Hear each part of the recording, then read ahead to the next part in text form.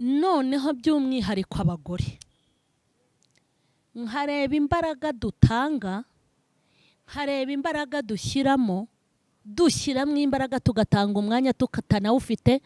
Njya ndeba ukuntu siba siporo rimwe umutima ukamvamo inti noneho ndapfuye. Nkareba ukuntu njya gukora siporo nananiwe nanarushye mfite ibintu byinshi ariko ninsiba siporo nkayijyamo narushye kandi ngakora siporo iravuna. Hari icyuma tujyaho bakita ngo ni umugome, urajya ku mugome ryari. Ni icyuma gikora inda, abagore badashaka kugira ibida binini bashaka kugira taye nziza. Yego, ukabona abantu bagotse, njya ndeba ukuntu tuba twagotse muri jimu. Ubu ninjoro mureke mbabwire, ninjoro sinkirya ibiryo. Iyo nariye ninjoro cyeka ku manywa ntariye, ubundi ninjoro nirira pome n'ironji, rya ronji ry'umuhondo, ngo ndimo ndubaka umubiri. Nta siporo wakora uri ingumba ngo ubyare, nta siporo wakora urarurira ngo amarira agabanuke cyangwa ashire, nta siporo wakora yakubuza gukenyuka, nta siporo wakora yagukiza agahinda mu mutima, nta siporo wakora ngo imyaka yawe yo kubaho ngo yiyongere, kugira ngo ntazashiduka mpetse ingobyi umwana yaraheze kera. None se abantu Imana izabwira ngo nimumve imbere sinigeze mbamenya, ugira ngo ntibavuga Imana buri munsi? Ni abayimenyereye bagakomeza kubigendamo uko babyumva.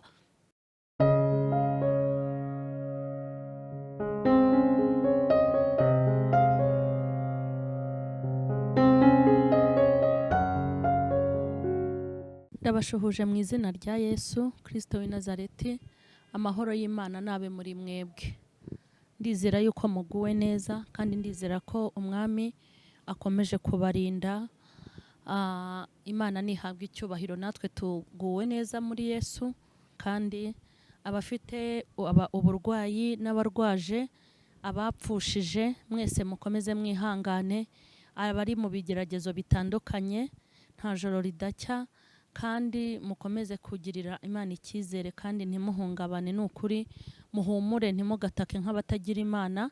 Imana ijya kuturema yabanje kuturemera rwose. Rero ni kuri Mama Sharirene nk'uko mumenyereye, tugenda tubagezaho ijambo ry'Imana, impuguro zitandukanye. Tugomba kwiga iby'ubuzima busanzwe kandi tukiga no kujya mu ijuru, kubera ko umuntu agizwe n'ibice bibiri, igice cy'umubiri n'igice cy'ubugingo. Hanyuma mu gice cy'umubiri harimo ibyumba byinshi, hanyuma mu gice cy'ubugingo naho hari ibyumba bigomba kubikwamo iby'ubugingo.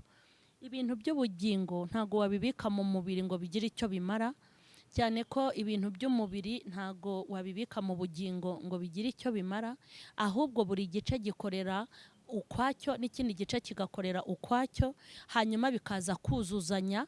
Igice cy'umubiri kikubaka umubiri, igice cy'ubugingo kikubaka ubugingo. Iyo ubayeho rero ufite igice cy'ubugingo cyuzuye, ufite n'igice cy'umubiri cyuzuye, uba wujuje ibyangombwa byo kubaho. Niyo mpamvu mujya mwibeshya cyane, mwigize bamwe mwigize abafarisayo, bazi gushyira amategeko ku bikuta by'imiryango yabo no ku nsengero no mu gatuza, abandi mugashyira imisaraba ku makote, ukumva yuko ibyo birangiye. Nimba umuntu abigisha afashe Bibiliya, n'undi ashobora kubigisha kandi adafashe Bibiliya, kuko abigisha bose ntibakoresha Bibiliya. Icy'ingenzi ni uko ibikorwa byose byiza byitirirwa Imana, nihabwa icyubahiro. Ibintu byose byiza abantu babasha gukora, ibintu byose byiza abantu bashobora gukora, ibintu byose byiza ushobora kugeza ku bantu bigashobora kubagirira umumaro, ibintu bidasenya abantu, ibintu bituma abantu babaho neza, ibintu bituma abantu bagubwa neza, ibintu bituma abantu bagira ubuzima bwiza n'ubugingo bwiza. Iyo bikora ibikorwa byiza byose aho biva bikagera byitirirwa Uwiteka, byitirirwa Imana. Hanyuma n'ibikorwa bibi byose aho biva bikagera byitirirwa Satani. Ubwo rero ni muri urwo rwego ngewe ntago ngendera ku myumvire y'abantu bamwe, cyangwa ngewe nkora ibintu mbona byiza, ibintu byangiriye umumaro mba numva nabibwira n'abandi rwose, kubera yuko ubu ufite noneho uruvugiro mbere najyaga mvuga nkumva hari aho ntarenze, kubera yuko najyaga mvuga navuga ngo Imana igira neza, n'abandi kwigisha nti Imana igira neza, abantu bakandebera mu rukweto ruhengamye nambaye. Hanyuma shitani akambwira ngo uzaceceke, uzabivuga ari uko yakuguriye urukweto rwiza ruzima rufite taro ndende nziza mbese. Ariko ubwo buzima mbubamo nkomeza kwihangana, mbona ko ntakwiye kuba kabyina batetse. Nkongera nkabwira abantu ngo Yesu agira neza, bakandebera mu gitenge nambaye cya 6. Ibyo bikagenda nkomeza kumva amajwi ameze gutyo anca intege ko ntakwiye kuvuga Imana. Nakongera nkavuga ngo Yesu agira neza, yaraturereye, bagahita bibuka yuko abo mfite babwirirwa bakaburara. Ibyo bikagenda binsikamira. Ikindi gihe habwira abantu ukuntu Yesu atanga amazu. Erega naho Yesu yaba atarabigukoreye, ariko ufite abantu uzi yabikoreye, nibura ukwiye kwizerera aho ngaho. Ntabwo twabura kubwira, none se reka nze nkubaze, nimba Yesu atarabikoreye abana banjye, nkaba nzi ko hari abandi bana yabikoreye, ntago nabyamamaza nubwo bitaragera iwanjye. Ese ubwo nimba hari indwara nkirwaye nkaba ntarakira, ariko ntuza akaba yarakize mbizi, ntago navuga ngo Yesu arakiza? Ubu tuzajya tubivuga ari uko yabikoze, none se ntiyabikoreye abandi? Muri make impamvu nkubwira ngo ubu noneho ndi kubivuga nuko mfite ibimenyetso birenze kimwe byerekana kugira neza kw'Imana. Ninkubwira ngo Imana irakomeye, nakubwira uburyo ikomeye. Ninkubwira ngo Imana igira neza, nakubwira uburyo igira neza. Niyo mpamvu tugomba kuvuga imbaraga z'Imana yacu. Hanyuma rero ni muri urwo rwego ibintu byiza byose dukwiye kubivuga, kandi ibintu wabona bivana abantu mu mwijima bikabajyana mu mucyo, kubivuga ni byiza. Ubonye ibintu bivana abantu mu bujiji bikabajyana kujijuka, nacyo bitwaye. Ubonye ibintu bivana abantu mu mirire mibi bikabajyana mu mirire myiza, hari ikintu bitwaye. Ubonye ugiriye inama abantu ukuntu bakwiye kwambara no kubaho, bakambara neza byubahishije Imana, kandi ubuzima busanzwe ndetse na Bibiliya. Ngewe rero nubona ndi kubikora ntago mba ndi guta umwanya, ahubwo hari aho ngera nkabwira abantu ngo wowe nawe niwumva muri wowe hari ibikurimo, nawe ujye ubivuge, cyangwa uzakore na channel yawe nawe umfashe, kuko n'ubundi ibintu byose ntago nzabivuga kimwe nuko nawe utazabivuga, ariko ibyiza byose dukwiye kubivuga. Ni muri urwo rwego rero chaîne yanjye iriho ibintu byinshi, hariho ibiganiro byinshi, hariho impuguro z'urubyiruko, hari impuguro z'abubatse, hariho ibintu byinshi bitandukanye kandi bishobora gufasha abantu. Yego, ni muri urwo rwego rero ngomba kubigisha ibintu bitandukanye, kereka ibyo ntazamenya. Nta muntu nteze kwigisha kwambara ubusa, nta muntu nzigisha gusohoka mu itorero, nta muntu nzigisha gutukana, nta muntu nzigisha ubugome n'umutima mubi. Nzabigisha ibintu byiza, nzakwigisha ibintu bishobora gutuma Imana mukundana ukarinda usaza cyangwa ukarinda upfa. Nzakubwira ibintu bishobora gutuma Imana ikuzinuka ikakujugunya cyangwa ikakwica. Nzakwigisha ibintu bitandukanye, nzakwigisha ibintu bishobora gutuma uhora kuri hiti imbere y'Imana, apana imbere y'abantu. Imbere y'Imana ugahorana nayo muwubanye neza. Nzabigisha ibintu byinshi bitandukanye, nzabigisha ingaruka zo kugira nabi, nzabigisha n'ingaruka zo kugira neza. Nzajya mbigisha ibintu byinshi kandi bitandukanye. Hanyuma nonaha ndashaka ko twiga ijambo ry'Imana.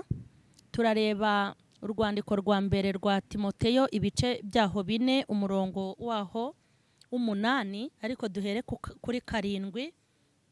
Haravuga ngo ariko imigani itari y'Imana n'iy'abakecuru ntukayemere, ahubwo witoze kubaha Imana, kuko kwitoza k'umubiri kugira umumaro kuri bike, naho kubaha Imana kugira umumaro kuri byose, kuko gufite isezerano ry'ubugingo bwa none n'ubuzaza nabwo.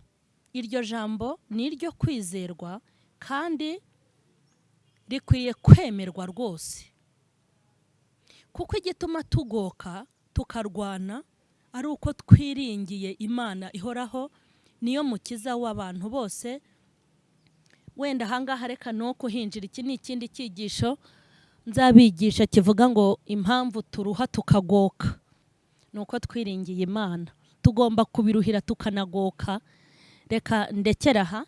Gusa ijambo nifuzaga maha nuko nashakaga kubabwira ngo kwitoza k'umubiri kugira umumaro muri biki, ariko kwitoza kubaha Imana bigira umumaro muri byose, kuko ni ibya none, ntabwo bizagira umumaro mu gihe kizaza, bizagira umumaro mu gihe turimo ndetse no mu gihe kizaza. Ndifuza ko tuganira aya magambo, ariko ikintu ushatse kugenderaho hano, intego y'ijambo ryuzuye umutima wanjye, cyangwa ikintu ushaka wenda kubasobanurira, ndashaka kubabwira ngo kwitoza k'umubiri bigira umumaro muri bike. Kwitoza k'umubiri bigira umumaro muri bike, kwitoza kubaha Imana nibyo bigira umumaro muri byose. Mureke mbabwire ibintu maze iminsi ndeba. Maze iminsi ndeba ibintu, wenda ubutaha nzabikora mfite n'ibimenyetso iruhande rwanjye, niko nabiteguye. Iki cyigisho ntabwo ndi bukirangirize hano, nishakiraga kwinjira mu buzima busanzwe bwacu, ntinjiye muri Bibiliya cyane, ariko nagira ngo wenda nifashishirize ijambo kugira ngo uze kumfasha kumva ibi bintu. Kwitoza k'umubiri bigira umumaro muri bike.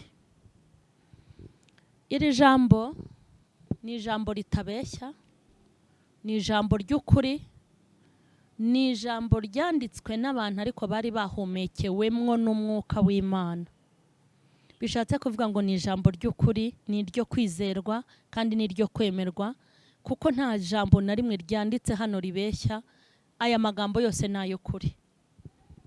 Ndashaka turebe ukuntu kwitoza k'umubiri bigira umumaro muri bike, hanyuma turebe n'ukuntu dushyiramo imbaraga nyinshi z'umurengera, hanyuma kwitoza kubaha Imana bikagira umumaro muri byose, turebe n'ukuntu dushyiramo udutege dukeya, hanyuma turebe ukuntu tugenda turuhira ibintu bitazaturenza umutaru, ariko kuri finali tuze gufata umwanzuro wo kugira kwitoza k'umubiri, ariko tugire no kwitoza kubaha Imana, kuko ari byo bizatugirira umumaro w'ibintu byose. Imana ishimwe.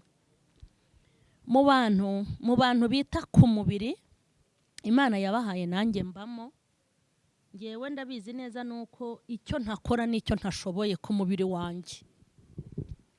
Ibyo ntakora n'ibyo ntashoboye, ariko ibyo nzi nshoboye byose ndabikora. Njya niheraho, hanyuma nkareba n'inshuti zanjye, kuko ngira abantu benshi tuziranye, noneho by'umwihariko abagore. Nkareba imbaraga dutanga, nkareba imbaraga dushyiramo, nkareba kwigomwa tugira, nkareba amafaranga dusohora kugira ngo dutoze umubiri wacu, kandi byose nta kindi tuba dushaka ni ukubaho neza. Ariko ibi sinje kubikubwira ko ari icyaha, kuko ari icyaha Imana yazabimpora bikabije, kuko ni icyaha nkora ubwo buri munsi, ariko si cyo. Ariko amahirwe ngira nuko mu bintu byose nitoza, kwitoza kubaha Imana nabigize ibya mbere, kandi nabigize binini ndetse bigari muri nge. Hanyuma kandi nzitoza kubaha Imana kugeza mpfuye, kuko namenye ko kubaha Imana bigira umumaro muri byose. Ubu noneho Satani yasutse umwuka w'ubwoba. Ubundi abantu benshi bagira ubwoba rwose, ndetse ntago wenda nareka kukubwira ngo ureka kubitekereza. Ubwo bwoba bwatumye umva n'umuntu wese ahava akagera afitiye ubwoba umubiri we. Umuntu asigaye areba amavuta ari we wayiguriye ibihumbi 14 litiro 5, yayareba akagira ubwoba, yayareba muri stoke kandi ari we wayiguriye. Agatekereza indwara zituruka ku mavuta, akaba yatekereje ubwoba bukamwica agahorana ubwoba nta n'indwara baramusangamo. Umuntu asigaye areba isukari ari we wayiguriye, muzi n'ukuntu iryohera, kandi wenda ntararenga ku mavuta. Ibiryo bikaranze biraryoha pe, n'ibirimwe amavuta yumvikana biraryoha, ariko abantu bose basigaye bareba amavuta bagatitira, nanjye ndimo. Umuntu asigaye areba isukari, wareba indwara zituruka ku isukari, umuntu wese ubwoba bukamwica akikura ku isukari nta na muganga wabimwandikiye. Abantu bafite ubwoba ku buryo ibintu byose turi gutegekwa ari abaganga. Noneho igihe tugezemo n'abantu bose bigize abadogiteri, nanjye mwabonye ko nigize muganga, sigaye mbasobanurira ji wanywa ukuntu wabigenza. Ubu hari n'ibindi mbabikiye. Ubu kubera ubwoba n'ibihe tugezemo, abantu bose batubereye abadogiteri. Uza akakubwira ngo ujye ubigenza gutyo, undi yaca hano ati ujye ubigira gutyo, undi agaca aha, mbese kugeza n'ubwo umera nk'umusazi mu mutwe ukabura icyo ufata n'icyo ureka. Ibi bintu byose tubikorera kwanga gupfa, cyangwa twanabaho tukajya tubaho neza. Umuntu ashyiramo imbaraga ku buryo umuntu wamutegeka umuti cyangwa ukamutegeka ibyo kurya azajya arya, amafaranga ayo ari yo yose yakosoma akayatanga kugira ngo azabeho igihe kirekire. Murebye noneho uburyo abantu biyitaho ni uburyo bukomeye, kandi kwiyitaho nababwiye ko atari bibi, nanjye ndabikora. Dushyiramo imbaraga tugatanga umwanya tukatanawufite. Njya ndeba ukuntu siba siporo rimwe umutima ukamvamo inti noneho ndapfuye. Nkareba ukuntu njya gukora siporo nananiwe nanarushye, mfite ibintu byinshi, ariko ninsiba siporo nkayijyamo narushye, kandi ngakora siporo iravuna. Hari icyuma tujyaho bakita ngo ni umugome. Urajya ku mugome ryari? Ni icyuma gikora inda. Abagore badashaka kugira ibida binini, bashaka kugira taye nziza. Yego, ukabona abantu bagotse. Njya ndeba ukuntu tuba twagotse muri jimu, umuntu akajya kuri tapi, ibyuya bikaza. Umwe ati ndihangana nibura nte karori 300, undi ati ndava hano ntaye 500. Njyeweho ndi umukecuru usigaye nta 200 zonyine, nazo kandi njya kuzitana atagangaye. Ukabona ukuntu abantu barimo baraterura ngo baranga kugira bya biboko birereta bya mama pasiteri bishima Yesu. Mureke mbabwire, ugasanga turi kunywa amazi. Ese tunywa amazi kuko aryoshye?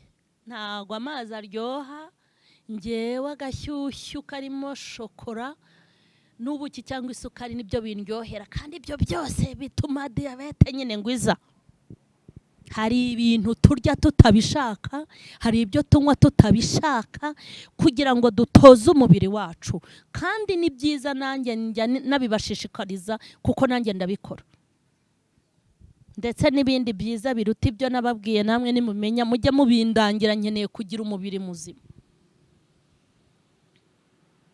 Nta muntu ushobora kurya ibijumba bitogosheje, nta muntu ushobora kumiragura ariya mateke. Ntago biriya biryo biryoha. N'abatubwira ngo barabikunda baratubeshya, ahubwo tubirya kuko ni ibyongera imbaraga.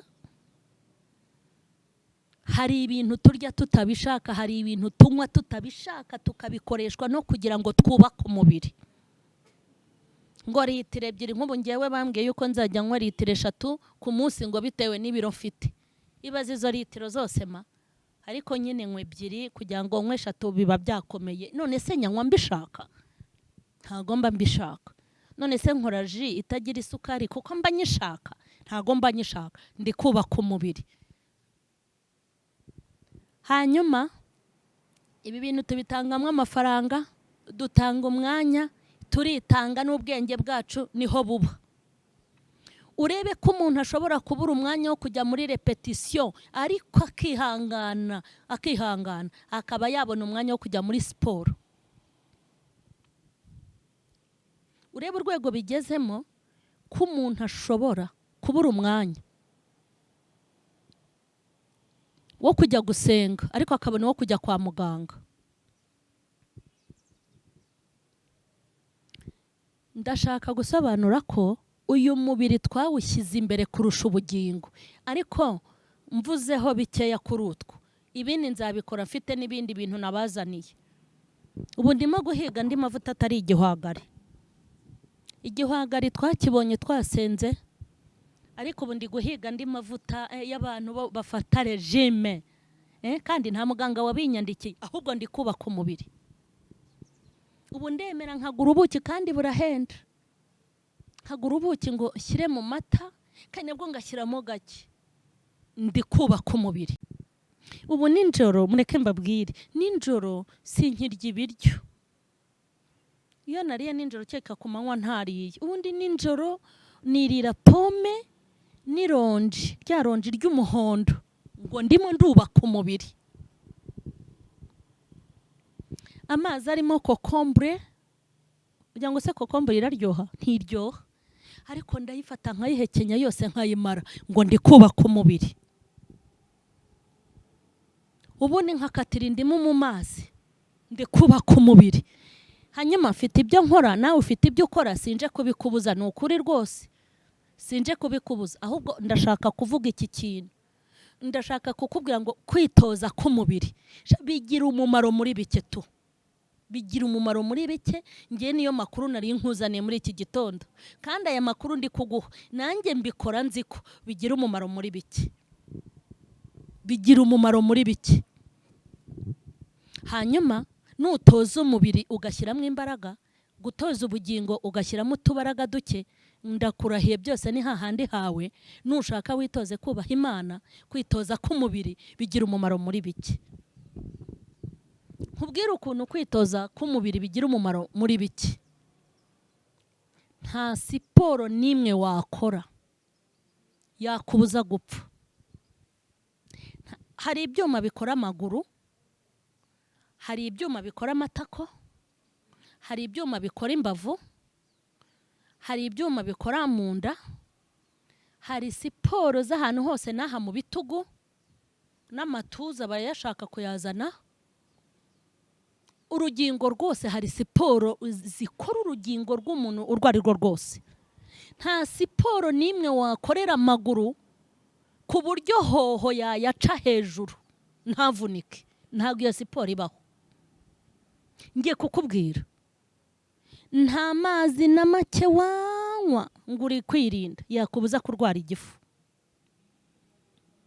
Nta siporo n'imwe wakora yakubuza guhura n'ibyago n'ibigeragezo n'intambara. Nta siporo n'imwe wakora yakubuza gupfa umunsi wageze. Nta siporo wakora uri ingumba ngo ubyare.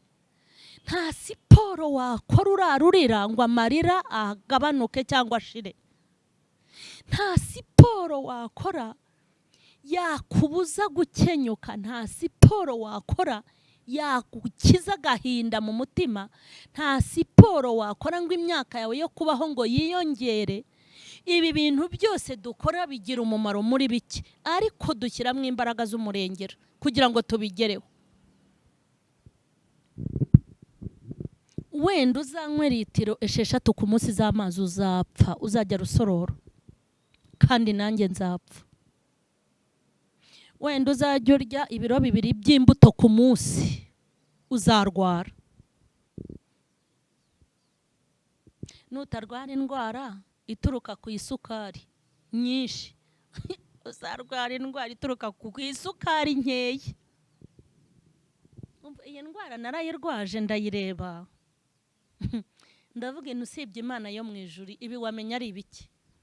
Ugasanga umuntu yirinze amasukari, yajya kwipima agasanga ngo yagize 60, isukari yirapima 60. Ijoro rimwe ryonyine ugasanga ngo isukari igeze kuri 400. Kwitoza k'umubiri bigira umumaro muri bike. Noneho reka mbabwire, hari n'indwara izaza idashingiye ku kintu na kimwe, idaturutse ku isukari, idaturutse ku mavuta, idaturutse ku isukari nkeya cyangwa nyinshi, idaturutse ku kintu na kimwe ubona iraje kwicayemo. Mbese nujya no kwa muganga bavuge ngo uri muzima, nuwuhe muganga se ku isi uvura negatifu? Ni Yesu. Kwitoza k'umubiri bigira umumaro muri biki? Maze n'abakoca bacu badukoresha siporo barapfa, maze nabo bararwara.